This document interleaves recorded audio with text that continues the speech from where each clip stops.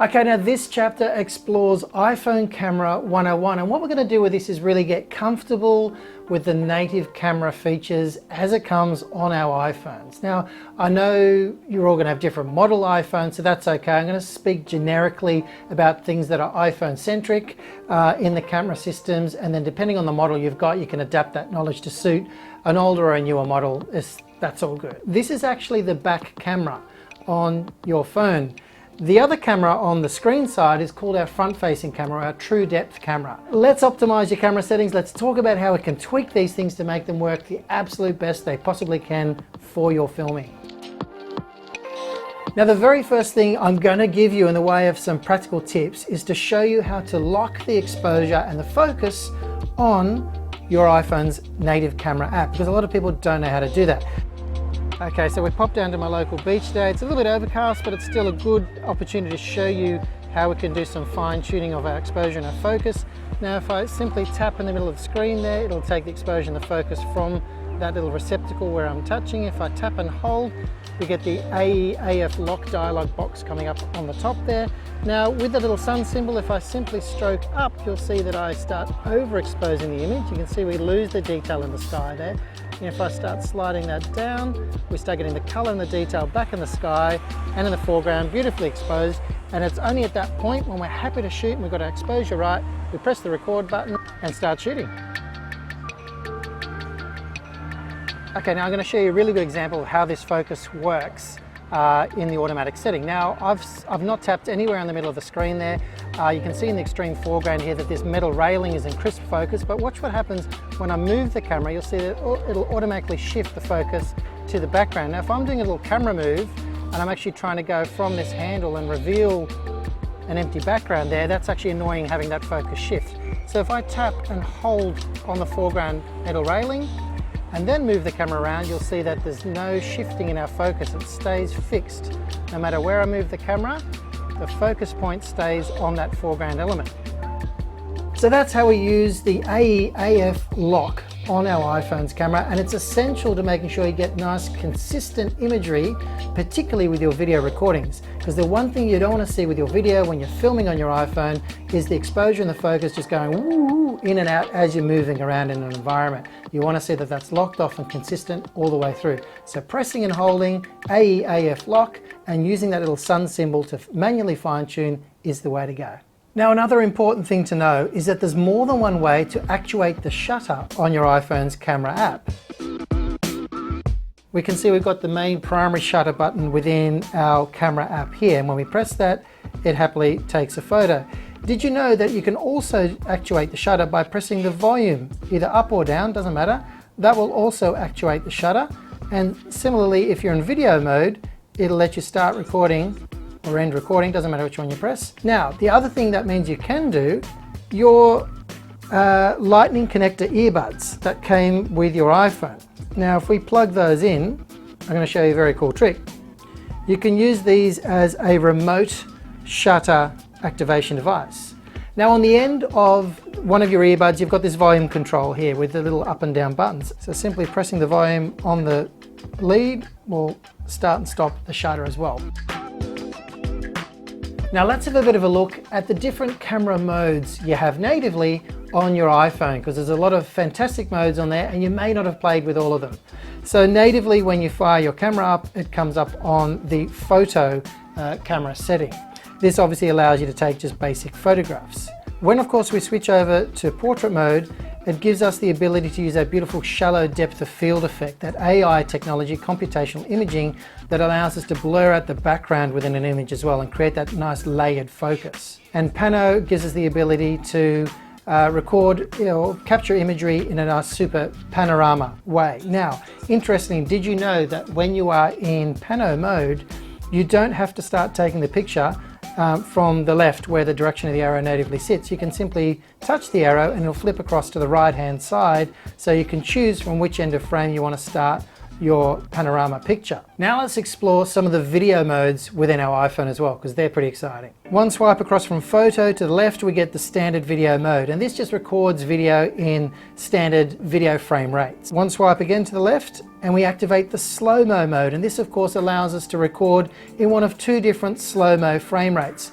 Currently it's set to HD and 120 frames a second, but you can also, on most iPhones, actuate a 240 frame per second slow-mo rate. Again, any of these slow-mo modes, either of them, really do give a beautiful cinematic impact, and it's very emotive. It's great for holding poise in a moment and really expressing beauty and emotion in a scene. Slow-mo is fantastic for doing that. And one more swipe across from slow-mo gives us the time-lapse feature. Now, time-lapse actually allows us to capture an expansive time and condense it down to a very short clip. And Apple has its own algorithm for how it condenses the footage. The interesting thing to note with a time-lapse file is that it doesn't consume a lot of data within your camera. So I've recorded time lapses that have gone for 48 hours with my phone connected to power, and the file has still only been a relatively small size video. So it's a file format that continually purges information it doesn't need.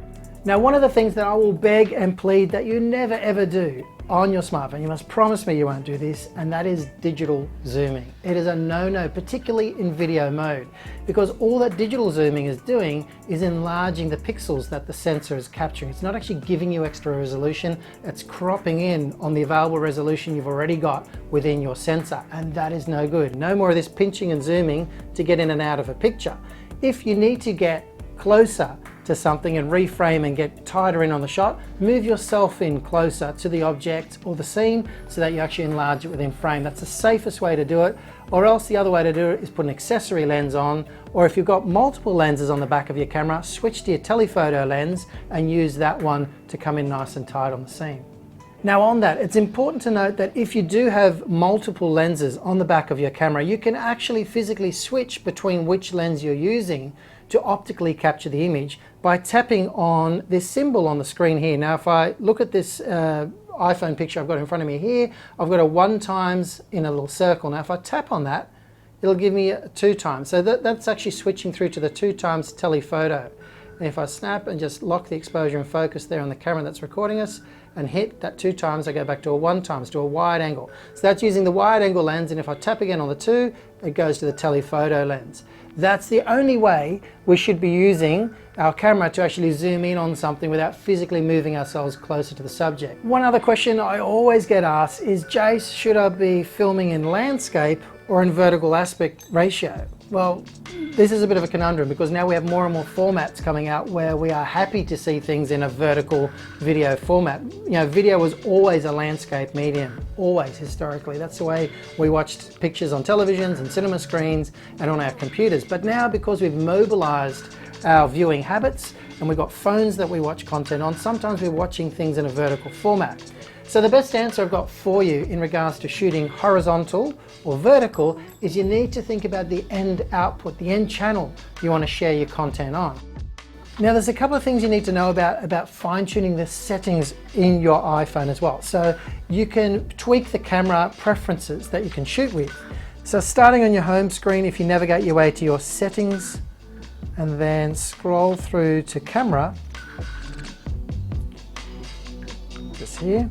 This opens up the settings within the camera that you can control through this app. Now, first of all, right at the top here, we have preserve settings. If I tap into that, this allows me to preserve my camera mode settings, which means that I can preserve the very last camera mode I was in shooting, so that when I close down the camera and open up again, it opens back up, say, on video or on square photo mode. So you can turn that on and off.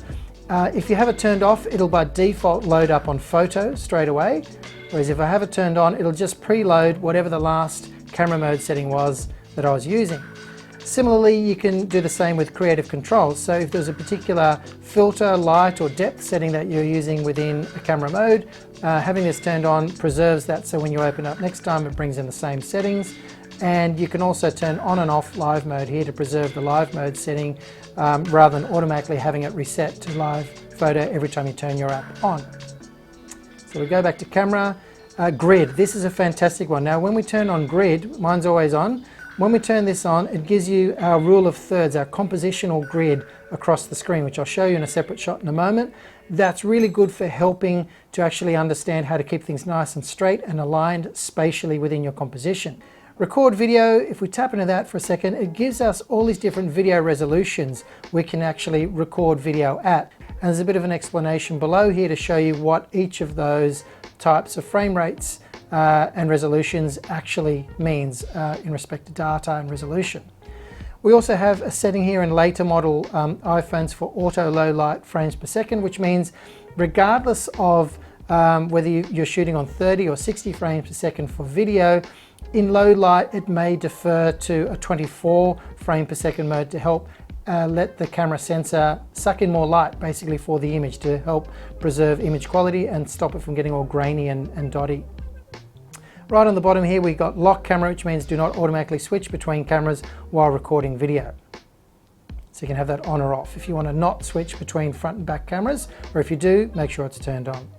Now if we go back through to our camera settings main menu, we've got record slow-mo, and this is where you can actually change your slow-mo record frame rate. So you can record full HD video at 120 frames per second, or if you switch to 240 frames per second, you can record it at 720p, or you can also record 240 frames per second in the new high efficiency codec at full HD at 1080p, which is a choice you make. Now, if we go back to the other setting here, under formats, you can choose to actually record your video under high efficiency codec or most compatible. I generally have mine set to most compatible so that my video format that I record with is most likely to work with older Macs as well. Whereas if you're only working with new Macs, then you can switch to high efficiency codec, but it's not a format supported by all models of Macintosh and all models of video editing software. So that is the settings you need to know about when you're setting up your camera preferences within your iPhone. I'm going to leave you with one last thing you really need to consider every single time you drag that camera, that iPhone out of your pocket, and that is, do you clean the lens, or how often do you clean your lens? I'm just going to fudge it here by actually putting thumbprints over my camera lens, like so. This will simulate what it's like in my pocket, and I've just dragged it straight down. Now look at the contrast ratio in that picture. What's happening is the light over here is just scattering across the very front of my lens. Now if I just give that a quick buff